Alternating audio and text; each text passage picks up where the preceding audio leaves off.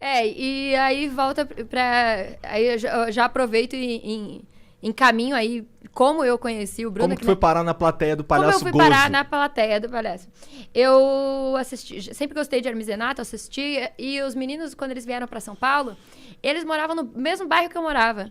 Então eles... Que meninos? Do Hermes e Renato. Eles não eram daqui e vieram pra cá? Eles eram de Petrópolis. Aham. Eram do Rio.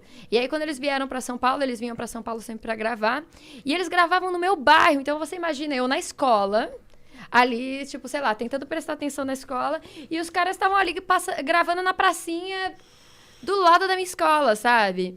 Então, eu era espoleta pra caramba. Eu cabulava a aula direto pra ir lá assistir.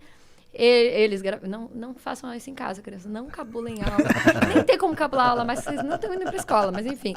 E aí eu cabulava a aula direto pra ir assistir, gravação e tal. E foi num momento muito bizarro, assim, da minha vida, que foi numa época que o meu pai tinha alguns meses, assim, que meu pai ele tinha sofrido um acidente, um traumatismo craniano. Ele passou 2 anos em coma.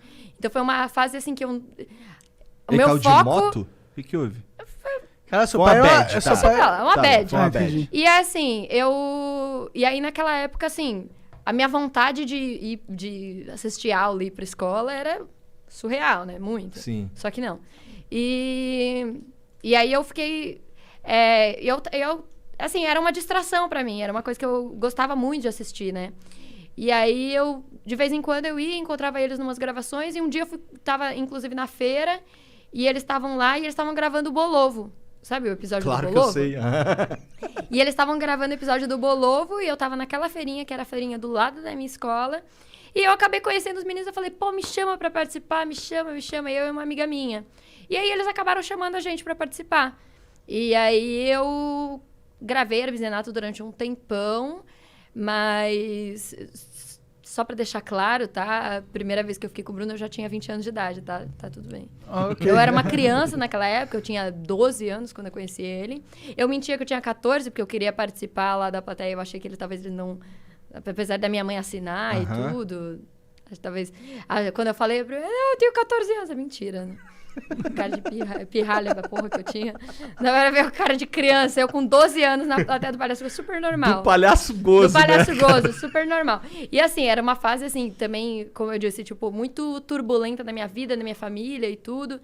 Então, a minha mãe, ela via que era um negócio que me divertia, então ela não pedia pra eu não fazer, entendeu?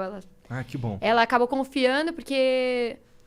Eu me emancipei desde muito nova, assim, nesse sentido. Eu sempre fui muito responsável, assim, de tudo. De virar trabalho, mesmo. de estudo, de me virar, né? Então, minha mãe, ela trabalhava muito na época, assim. A gente sempre foi muito, muito humilde, mas depois do acidente do meu pai ficou pior, que a gente não tinha mais pensão, não tinha nada, né? E minha mãe começou a ter que trabalhar dobrado pra gente ter comida na mesa, assim, sabe? Então, naquele momento...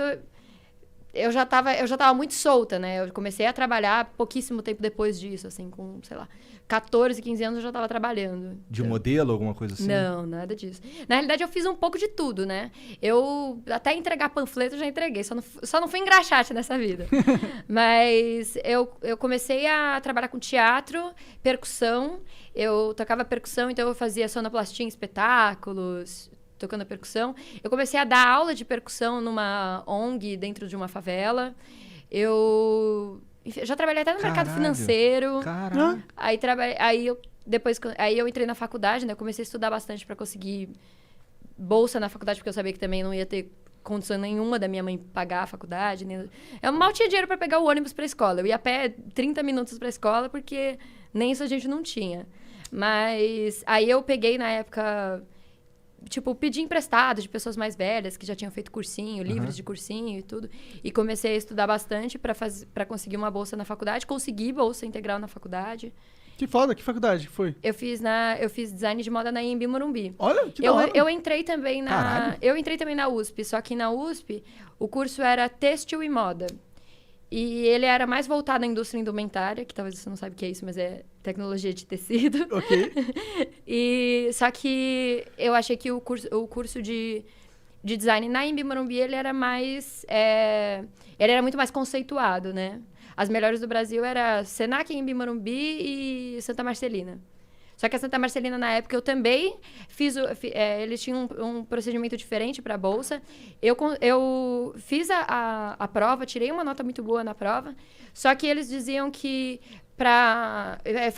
tinha tudo, né? Tinha até assistente social que ia na sua casa para ver se você precisava de bolsa e tal. Só que para você entrar descobrir se você conseguiu ou não, você tinha que pagar uma parte do vestibular, da matrícula, que custava, tipo, R$ 1.800. Caralho. E, tipo, Que lógica burra. Que lógica que é essa? Que regra. Vou pagar aqui 1.800 só pra ver se eu passei. Pra ver se eu passei, sendo que, tipo, eu tava provando que eu queria uma bolsa porque eu não tinha condições de pagar. Não fazia o menor sentido.